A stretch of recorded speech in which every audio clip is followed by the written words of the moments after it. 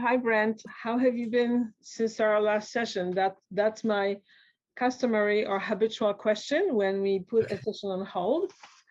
And I'm always curious to see what happened, whether you feel any difference from the way you felt when we started.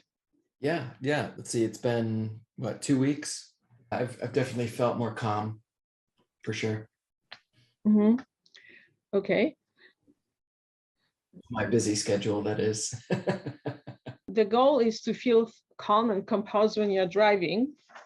And what we worked on was clearing a sabotage. I don't have to account for everything. And you said that will give you a permission to give a very short or the shortest answer that the person may need instead of going into like elaborate lecture. So did you notice anything? Was anything going on with that? And also, were you doing any driving, and did you notice a difference? Yeah, I drive around town quite often, and I have noticed that I have been very, very calm driving. There's a couple sporadic moments where, someone just changed a bunch of lanes without turn signal, or it appeared to be they weren't paying attention. So there was like a little bit of like shock on off factor, but like mostly I was able to predict some of the people's patterns and prevent some of those emotions from coming up. Mm-hmm. So in other words, you didn't react to people's irrational decisions. Yeah, except for the ones that almost got, I think there was 2 times where it was like very unprovoked, like I couldn't predict it, right? Because if you're like in a lane, you can like predict if someone's going to cut you off or whatever, you can kind of see it coming. Mm-hmm. But this person jumped across 2 lanes, and it was just hard to predict, and they were like a foot or 2 in front of my car, like not like, Wow. it wasn't like a safe turn, no certain turn signal, things like that. Mm-hmm. So that kind of put me in a shock, and there was a little bit of outbursts, but not like it used to be. That's great. Yes. Do you have any questions on your end, reflecting on how the session went the first time and what we worked on and how we worked? No, actually, I liked what you did. It was all fairly self-explanatory. It wasn't like super complicated in any different way. Okay. It was very clear and concise, and it was just like, it almost feels like it's results driven, right? Absolutely. So the results speak for themselves, and they're speaking. So if I could look back and I can't think of like a specific time where any of those things triggered me, then it's obviously doing what it's supposed to be doing, right? Yeah, that's great. I'm so glad that you already feel that. This is what I really enjoy about my work, that I see results all the time. So just a few days ago, I had a session with a new client who may or may not work with me, but just we did one session. And based on her patterns, it became clear that she always does things for other people and not for herself. So we identified that her goal was to make herself, no, to do as much for herself as she does for others. As we worked through, we worked in person, so we did some muscle balancing. So we just did that for about 30 minutes or 45 minutes. While we were talking about this pattern, she literally said, I didn't realize that that's what I was doing, but we role played different situations where she needed to stand up for herself more, including asking the boss for a raise. So her initial response was, I did ask him, but he didn't respond. So I just continued to work. And her new response was, this is what I want, the A, B, C, and D. She was very clear about that. And I said, what would you do if he doesn't respond? And she said, I'll just bring it up again. Yeah. So that happened within an hour, and it was very rewarding. And then later on, she emailed me and said that she was really blown away by the fact that she didn't realize how deep that pattern was, and that she now is starting to change. Yeah. So that was very rewarding. Yeah, that tends to be a common one, doesn't it? Yes, very common, Yeah. especially for women, but I guess for some men also. And women especially are brought up to always look after other people, be polite and Mhm. kind. And if there is one piece of cake left, leave it for someone else and don't take it. Yeah. Yeah. So it creates this kind of mental block, and it's hard to identify these mental blocks in ourself without the help or of someone Right. else, right? Exactly. So that issue has come up for a number of my women clients, and they are, of course, they all made changes in that, including, I may have mentioned that before, there is one client who had a problem with her manager. She's a very good and close relationship with her woman manager, who would call her to talk while my client was trying to complete projects that were, partially assigned, I guess, by the boss. And she initially had trouble setting boundaries with that because she felt like if the boss calls, then I had to talk to her. But after just a little bit of work, I think that maybe took about half an hour, she now says, I really can't talk. It will be okay with you if we talk in 30 minutes. And she also blocks time on her calendar so nobody can schedule meetings when she wants to work on whatever she needs to complete. Ah, Yeah, so it kind of manifests itself in different areas. But yeah. definitely people become, if that's what they need, they become more confident, self-assured, and set better boundaries. Yeah. That's very cool. Yeah, that's important. Boundaries are super important. Right? Yeah. Including in relationships. So let's do our usual preparation. So Okay. we start the session by doing self-hug. So cross your ankles, reach forward, turn your thumbs down, cross your wrists, interlace your fingers, bend your elbows, rest your hands on your chest. Relax your shoulders. You can lean back if you want. And close your eyes. Gently touch the tongue behind the upper teeth. And just like before, I'm going to set a timer. Today, we'll just do it for about a minute.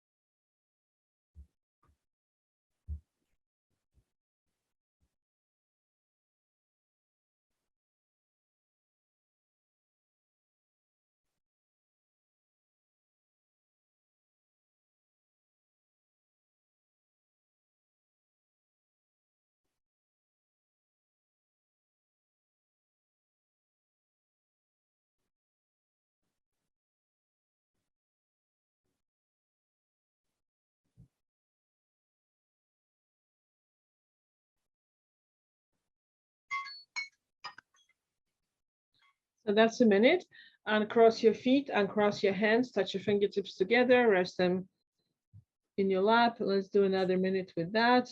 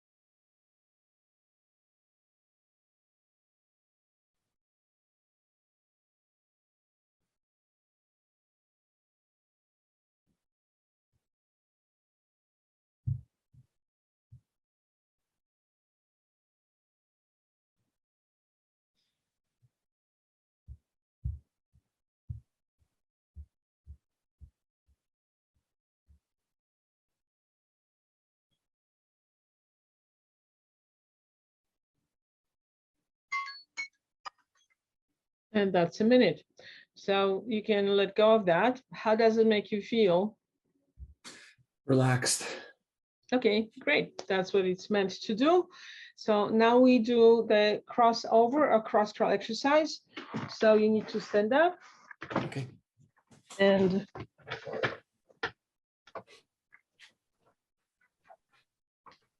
so we'll do this.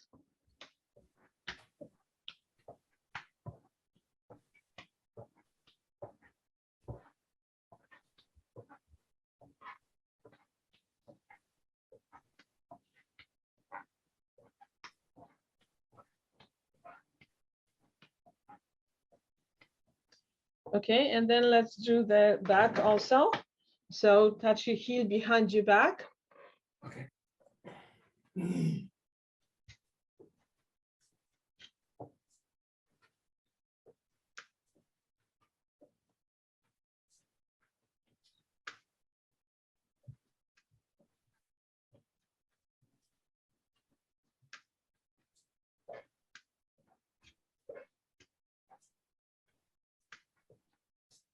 Okay, and let's do side to side. So start with your arms and legs in the center, and then extend one diagonal, opposite arm and leg, bring them to the center, and extend the other diagonal. And let's do that.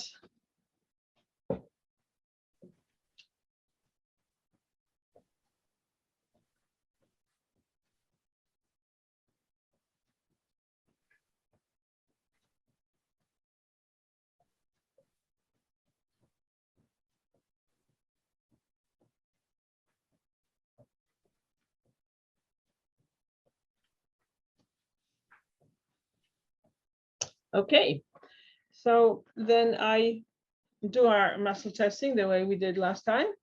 So first I need to test myself to see if I'm ready or I'm in balance. So I need to drink some more water. So again, I'm testing that for myself. So now water is okay.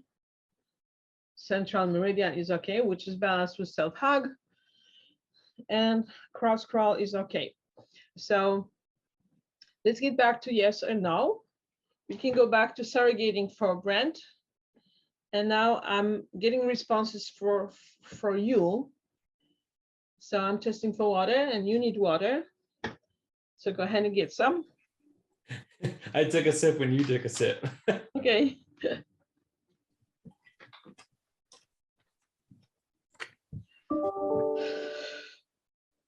All right, now it's balanced. Self-hug is balanced and more cross crawl. So let's see what makes it strong. I'm holding this point. So we have a switched off response. I'll check which direction makes it strong. Front doesn't change, back changes, and side to side changes. So you need to do a little bit more back and side. So let's stand up and do that again. So we do that. Touch your heel behind your back.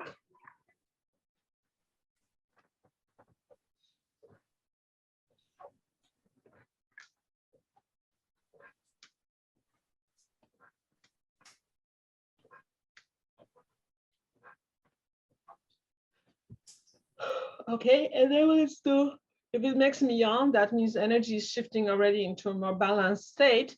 Let's do side to side the way we just did.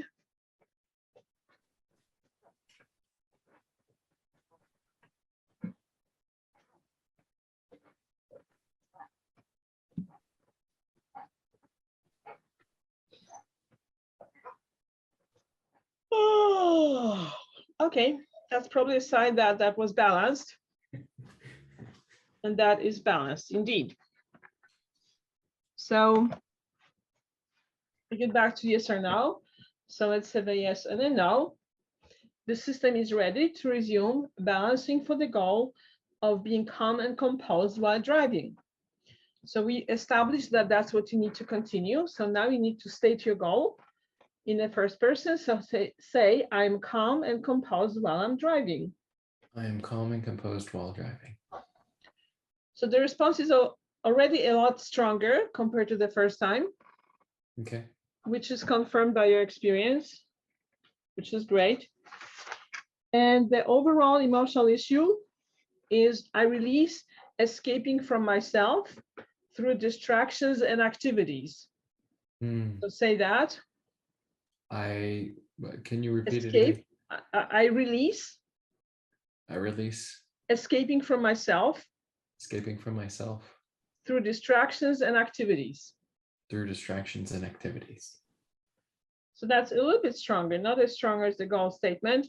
Did you notice a difference in that? You said initially that you distract yourself with manual tasks and try to avoid something or doing something or looking at something. Yeah, I've gotten a little better at that for sure. Well, I also, it was like some of the things that I was procrastinating about, I did them. Okay. So it's like when I procrastinate, I do things to fill that void. You know what I mean? Mm-hmm. So I do the stuff that doesn't really need to be done right now because I'm procrastinating on the things that need to be done. And I finished a bunch of things that need to be done. So wow, okay. I'm writing it down. And then I'll write down that we are restarting the goal. So CD is my abbreviation for continued. okay. So for brief, I'm just going to say driving. We already established that, it's about being calm and composed. Mm-hmm. So then we go back to yes or no questions. Let's get back to yes or no. Does the system need to clear another sabotage for this goal? And the answer is no. The system is now ready, willing, and able to balance for this goal. So we need to get an agreement that that's you're ready to move on. And then the way we determine what you need to do is I test a muscle response on a list of different techniques and see which one comes up for you. And that's a change of response. As I may have mentioned in the last session, we can make agreements with inner intelligence what type of response we are looking for. So it's not always one response. So right now, the response is a switched off or weaker response for the technique that we need. Okay. So I'm going down the list, change of response.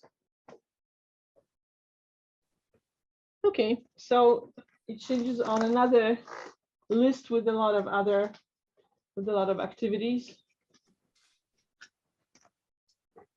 And now I'm going through that list.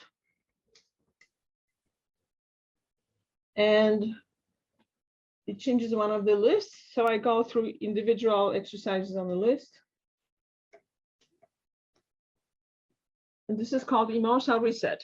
So this is affecting the part of the brain that governs fear and anger. When we have more than one element, we use a technique of putting things in short-term memory by lightly brushing up on the forehead. Essentially, the body remembers whenever you decide to do that, it will be okay. But just habitually in my field, we started to use it, and that's what I habitually use. So there is a hand signal. Many of these techniques have hand signals, which were determined by some other people. So this one has a hand signal like that, and I'm putting that hand signal in short-term memory. So we have a switched off response, and this way we can find out which emotion you need to work on. So as I mentioned, this part of the brain regulates fear and anger. So let's see which response will change the response to strong. This is a more accurate way of getting information than yes or no, because yes or no could be a little bit misleading if there is an emotional charge. This is a little bit more accurate. And it can still, muscle response is such a subtle tool that it can still be inaccurate. And that's why I frequently check my central meridian and I ask whether we are clear, because that kind of assures us that we are getting correct responses. So with that explanation, let's check the muscle response when you say one of these words. So say the word fear. Fear. And that doesn't change. So say the word anger. Anger. And that changes. So we need to reset an aspect of anger. So we need to So anger is broad and we need to zero in on something specific. So is there something that makes you angry when you think about driving? Not particularly. So is there something that you tend to respond with anger or present or past, related or not related to driving? Hey, I don't know. It's weird because I like get angry in the moment and then it fades and then I'm like, okay. I don't hold on to anger. That's okay. You don't have to hold on to it. We need to Yeah. change that reaction. That's what your system says. So what are the situations when you get angry? I got angry at our dog. She went to the bathroom in the house and wouldn't listen and then ran through it and tracked it around the house. And that really upset me. I can totally understand that. Yeah. I've seen dogs doing that. So is it because the house was dirty, because the dog didn't listen, because it gave you more work? What was the most upsetting aspect of that? Yeah, the not listening part, right? So like I understand that accidents happen, right? So Right. Sharon going to the bathroom, I get it. It happens. But they ran through it and then they didn't listen. I was like, stop. And then they just kept running. Right. They thought, I don't know, maybe we were playing or something. I'm not, I don't know what's going on in the dog's mind, but it made me angry that they wouldn't listen. So do you think that it's a pattern when someone doesn't listen in general? Is that a situation which contributes to you getting angry? Not necessarily. Okay, so let's see what changes the muscle response. Angry with the dog, angry about not listening, angry about getting more work. No. So these are all reactions, but not necessarily what you need to work on. So in that situation, I'm just going to go through the charts and see where the response changes to strong. All right, so there is a chart with long columns of words. So it changed on one of the columns. So the response became strong. And now I need to look through which of these words is the aspect of anger that you need to work on. So I'm going through the list again, this time in segments. It changes on devalued. So I'm putting that in, I'm adding that to short-term memory circuit, anger feeling devalued. So when you reflect on that, where do you find that? I mean, I'd say I like to be heard and or acknowledged, right? You don't necessarily have to agree with what I'm saying, but if you and I were having a conversation and we were talking about some point, right? I like to be heard and acknowledged. And, if you're thinking of the word devalue, right? If you don't hear or acknowledge me, you're devaluing me as a person. So, I mean, it makes sense. Okay, good. So we'll discuss that a little bit more in a moment. So the way you clear that, we balance that in two stages. The first stage is what I call venting, which is free expression of the anger on that aspect while you are tapping on a particular meridian. We discussed meridians to some degree in a previous session. So as a refresher, these are lines of energy mapped out by Chinese medicine about 5,000 years ago. And they have a lot of, each meridian governs a particular physical, mental, and emotional function. So when we have emotional imbalances, we often tap on meridians to bring them to balance on a specific meridian. So you'll be tapping on a specific meridian point or points while venting your anger. And then I'll tell you what we'll do next. So the first thing is I'm checking the meridian points, which are mostly on the face for this exercise. And I'm checking to see which one is going to make the response will switch off.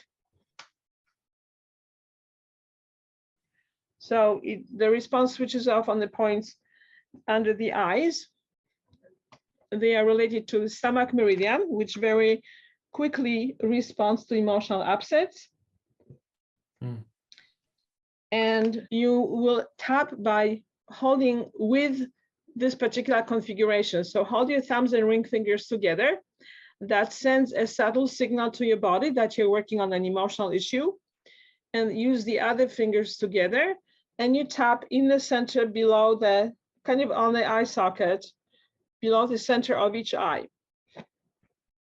And while you do that, I want you to just describe what it feels like and different situations that come to mind that made you angry because you were not heard, not listened to, and felt devalued. And I will write down some of that. I'm struggling to think of anything in particular. Mm-hmm. You know, Well, it's let's start with driving. If someone cuts you off, how do you feel angry? well, it depends on the manner that they do it. Mm-hmm. You know, like, So go back to that one thing that this person who jumped 2 lanes last time. Yeah, two lanes, no turn signal, and dangerously close to my car, right? Right. When you look at your anger reaction, can you see the elements of feeling devalued in that?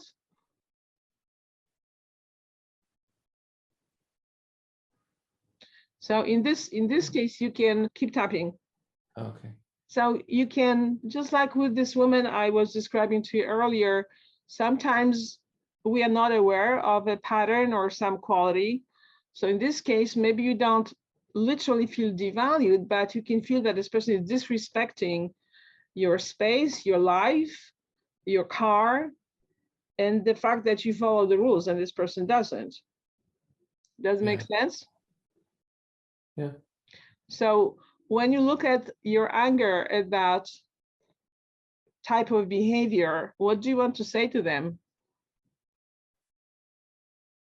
Yeah, like, what were you thinking?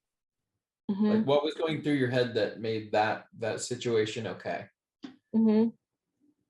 You know, I just want to see what's running through their head when they're like, I don't need to turn on my signal and I can cut across multiple lanes and like just cut off this car. Like, what justifies that? Mm-hmm. Like, what makes you better than anybody else on the road? Like, there's rules for that, right? Mm-hmm.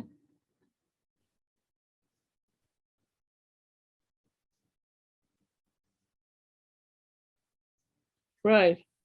Okay. Keep tapping and see if you can express that anger directly to that person. Like, who does it? Who do you think you are? I'm following the rules. Why aren't you following the rules? Yeah, that's pretty much it. Oh, but I said that. Now you need to say that for yourself. What are you doing? Why are you doing that? Why you're doing it the way that you're doing it? Like, what makes you think you're better than anybody else? Mm-hmm. Okay, so keep digging into that anger and tell them what you want them to do and try to say it forcefully. Pay attention. Pay attention to the road. Learn the rules of the road. If you're going to be on the road, you're responsible for not only your own lives, but other people's lives. Okay. So do you feel that this person is putting your life in danger? At that point, anything could have happened, right? Someone cuts you off, he could have slammed on his brakes. I could have swerved to miss him. I could have gone into the other lane. I could have, like, who knows? The person behind me could have hit me. Right. When it's just insane variables like that, you just don't know what's going to happen. So. Right, but you see, you are processing that very intellectually, and that doesn't solve anything. You need to be a little bit higher, as far as I can see. The problem is, so I think this is it goes back to that sabotage you worked on in the last session. You want this person to explain the reasons and logic why they did that. That bypasses your emotional reaction. So what your inner intelligence wants you to do is to get into your emotion and tell them off in the best possible way. You can be rude, you can use curse words. This is very healthy when you do venting. Allow yourself to bring that emotion out so your system can process the emotional charge, and then the reset is about replacing that with something else. But you can't replace it until you clear that space. As much as you can, get underneath that kind of need for intellectual explanation, like, why are you doing this? It's not really relevant. You can take a break. Oh, my arms are cramping. How funny. Oh. Okay, so what I need to do now is act like it happened. Yeah, like be in the moment and tell them off. Bring up some real anger. Okay. So like, and when you're ready, you can go back to okay, the tapping. Okay. So it's like, what the fuck are you doing? All right, I like that. What's going through your head? Like, are you a moron? Yes, good. How to drive. Oh shit. My bad. Excellent. So in a moment, I'm going to test these points to see if they need any more work or you're done. But Okay. that was a good beginning. So keep going in that direction for another moment. So continue to vent your anger. Okay. Okay. Let me think of some other things that I say. You can even say the same things if you want. Yeah, that's what I'm trying to think of. I don't even remember. Just get angry. Oh yeah, like just get the fuck out of my way. Like if you're gonna drive like an idiot, I just don't want to be fucking around you. Right.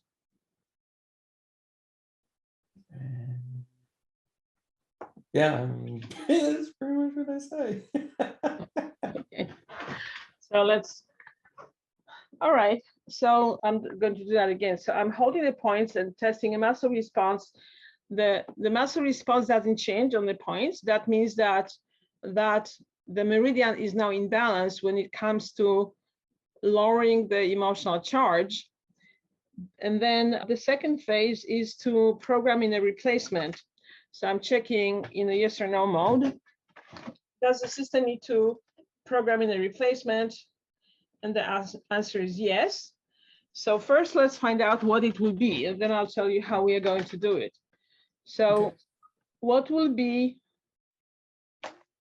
a new reaction that you would like to have in that situation?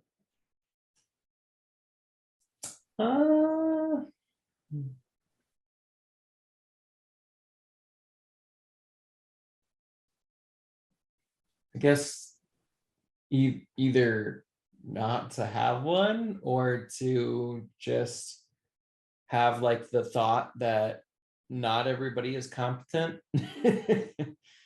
Okay, so the and replacement is that not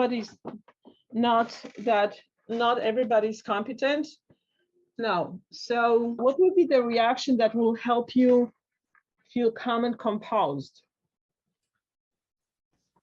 does it have like, is it something that I have to do? We don't know yet, but you can run through possibilities and we'll see which one confirms that this is the one you need to work on.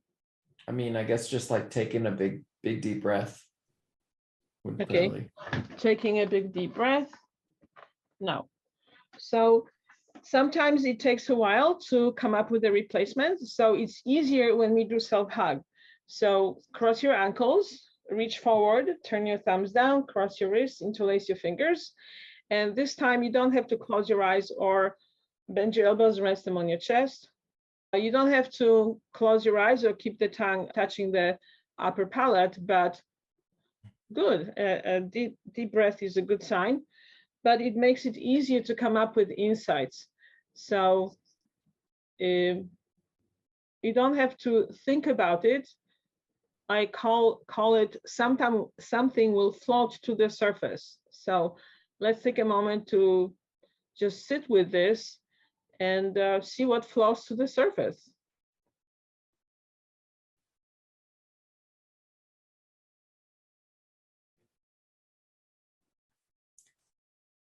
maybe like just call him a moron, and then like that be it. Mm-hmm. Okay. Kind of, just like that word, just that energetic release. Okay, call him a moron. That's a good thing. And more. So yeah, so call him a moron, and then and something else. So we can look at when that happened, when you reflect back on that situation, when it did happen recently, what happened to your concentration, your driving, and your feeling in control? In self-hug. Okay. All right. I'm sorry, you said what happened? Yes, so when you reflect on that incident, so you see this car jumping these lanes, and what happens to your concentration, your ability to make decisions, your being in control of your driving, your car? What happens? Because maybe that will be part of the replacement. Maybe we need to change something in your reaction. Yeah, I mean, when they did that, it was like I wanted to get away from that person, right? Because if they're just doing whatever they want on the road with no regard, then I don't want to be close to them. So I think I changed lanes and then like sped up past them. Mm-hmm. I think that was what I did in that situation. Okay. Like I tried to do what it took to remove myself from their immediate perimeter. Okay. So, and I do what I can to remove myself from that situation. No. I do what I can. No. So let's see. In other words, you responded, looks like your driving decision was appropriate. Was there anything going on in your emotional level with your mind? I mean, I was angry, like, it's like when it happens, I get tunnel vision about it, like it's like do what I can to get away from this idiot, and then it's like all the other cars just become byproducts, and it's like Okay. get away, right? Okay. That, by the way, does that bring up any memories of your previous accident? I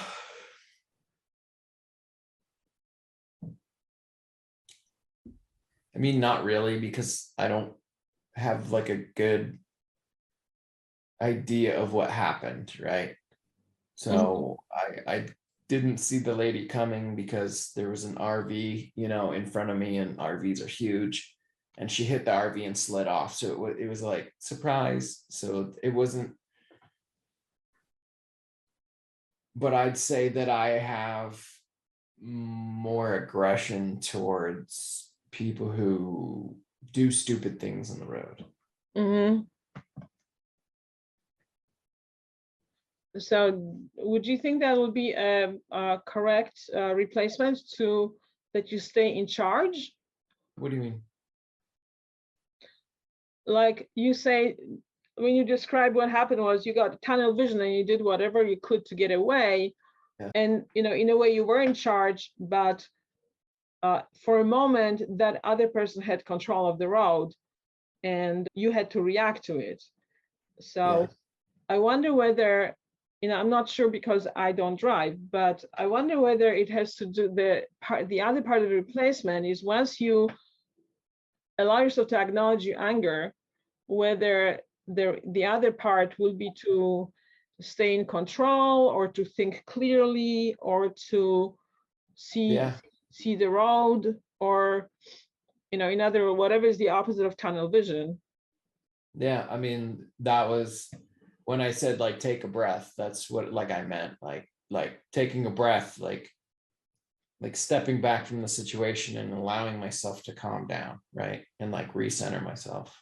Okay, so to calm down and recenter yourself, then once you calm down and recenter yourself, then what would be the next quality that will contribute to you being able to handle that situation?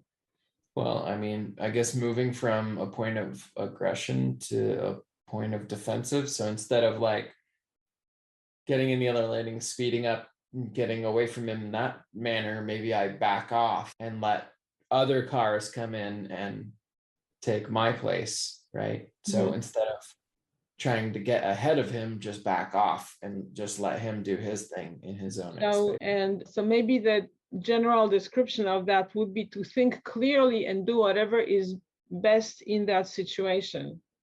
In other words, you may not need to have one reaction. You may need to be able to quickly evaluate what's the best in that particular situation. Okay. Would that make sense to you? Yeah. Yeah. Okay, so are we clear? So the replacement has to do with calling the driver a moron and then doing whatever is best for that situation. Okay, so that's what we will work on. So again, would that help? Yeah, for sure. Okay, so let me write that down. And before we do that, I need to find out. So is the best way to balance that with the temporal tap? Is it better to use something else? No. So I'll explain to you in a moment what temporal tap is. But first, let me write it down. So this would be a good thing to role play, because this way you will be able to either feel the difference or not feel the difference. So let's get back into a role play. So pretend you are in the car. Okay. Okay. And this is like recalling that situation. Okay, so you are driving and I want you to go through the actual, position and motion of being on the road. Yeah. So you're driving with one hand? Yeah, I always keep my hand on the bottom in between the steering wheel. Yeah. Okay, so, all right. So you see this car. Yeah. And see, that's the thing, like the visualization, it's not that effective for me because I cannot recreate those emotions like that. You know That's what I mean? okay. You may not consciously do that, your body does. Okay. So whether you can recreate that emotion or not, it really doesn't matter. Keep your eyes open, and Okay. and then whether you recall the emotion or not, see yourself back in that situation as much as you can. This car is now jumping lanes, and do whatever is best. So first of all, call him a moron because we are role playing the new state. Okay. And then do whatever you think is best in that situation. Moron. I put my foot on the invisible brake. Okay, good. That's the invisible is a part of the role play. Yeah. How did that feel? That's hard to say. It didn't feel like anything to me. Okay.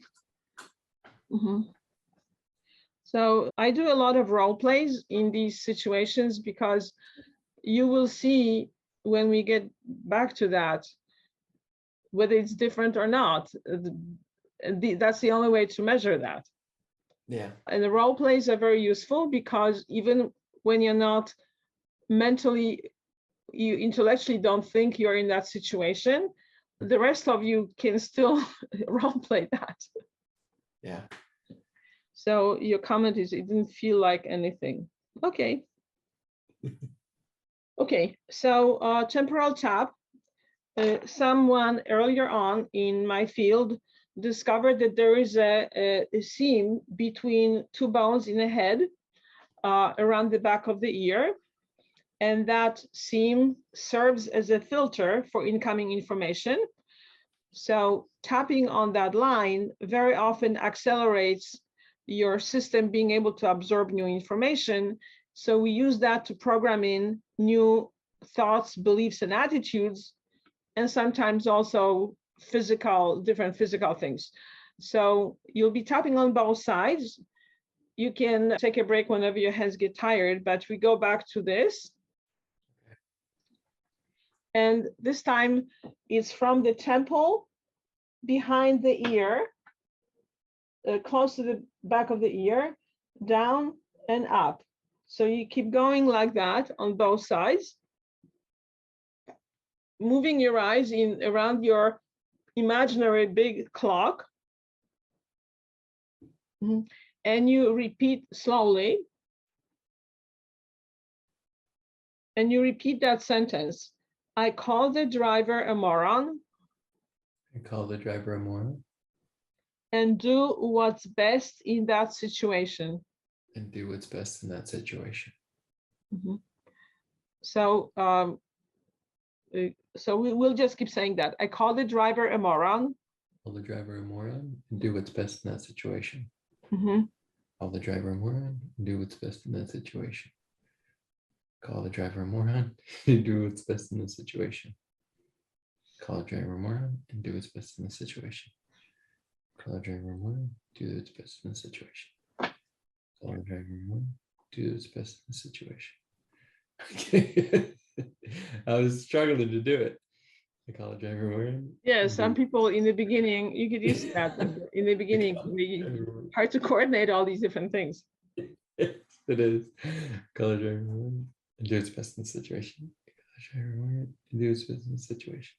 Call the driver a moron and do the best situation.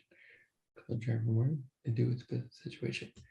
Call the driver a moron and do what's best in the situation. Okay, now reverse your eye direction. Okay. Wait, I went this way. You're now going to your left. The situation. Call the driver a moron and do what's best in the situation. Wow, that feels so weird. Going the other way now. Call the driver a moron and do what's best in the situation. Call the driver a moron and do what's best in the situation. Call the driver a moron and do what's best in the situation. Ah, I keep messing up. Call the driver a moron and do what's best in the situation. Call the driver a moron and do what's best in the situation. Call the driver a moron, do this situation. Call the driver a moron, do this situation. Call the driver a moron, do what's best in the situation. Oh my God. I feel like my eyes are like, wah, wah, wah. Call the driver a moron, do what's best in the situation. Yeah, that's why we need to reset different physical aspects of people's reactions. You can take a break because how your eyes work in that situation is very relevant. Yeah. So you can take a break and come back to that when you feel ready. We'll do a few more of those and then we'll test. Okay.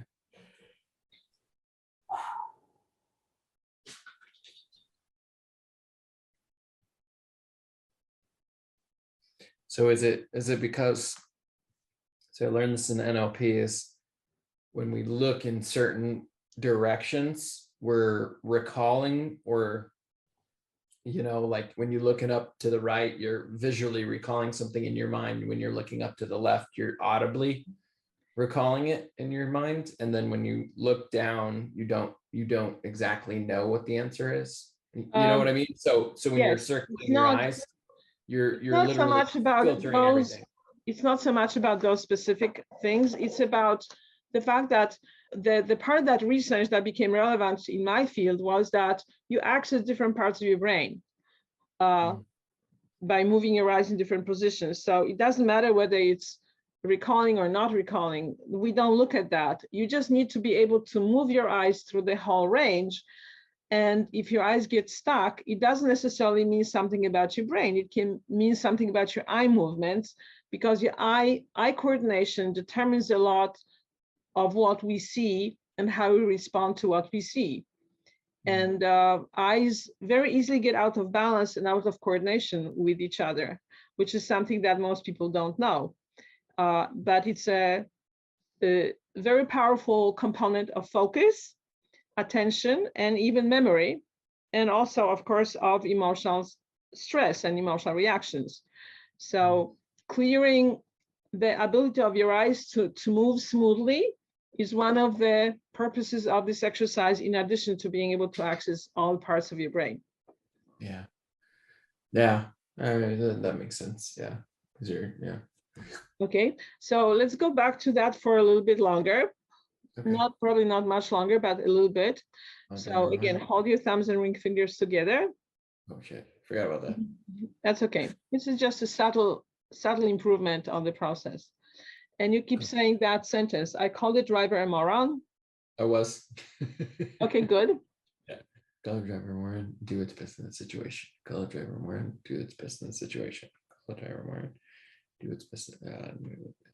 Call the driver more. Do its best in the situation. Call the driver more and do its best in the situation. Call the driver more. Do its best in the situation. Call the driver more. Oh my You god. need to go to your left. I know. Mhm. Well, I just got done with the left. You Right, I didn't just get done. Just do some more because you right. did a lot to your right. Do its best in the situation. Call the driver more. Do its best in the situation. Call the driver more. Do its best in the situation. Call the driver more. Do its best in the situation. Oh my god. That's right. Your eyes are not wanting to Right. go to the left. Well, it's great. Well, doing everything is just an overload, right? Like the Okay. tapping and Yeah. the So sometimes that's the purpose. You know, we need to overload your conscious mind so something will change.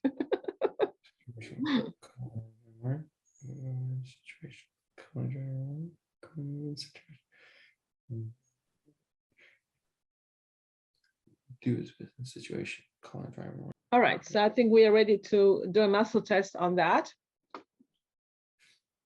All right. Reset my eyes there. Yeah. Okay.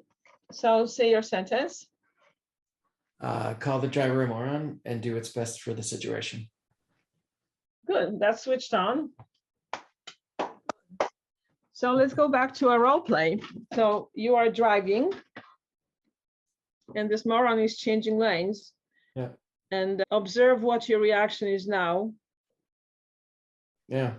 Moron. I got on the brakes and I changed lanes. Okay. Yeah. And what else was different?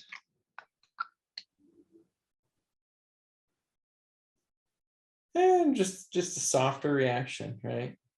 Mm-hmm. Okay, great. In other Just words, you're not as alarmed.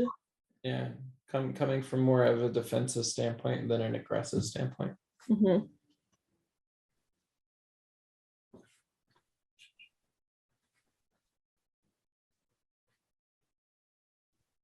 Did you notice anything about how your eyes are working differently in that situation? No, they feel funky right now. So Okay, yeah, they got a lot of workout. yeah, they did.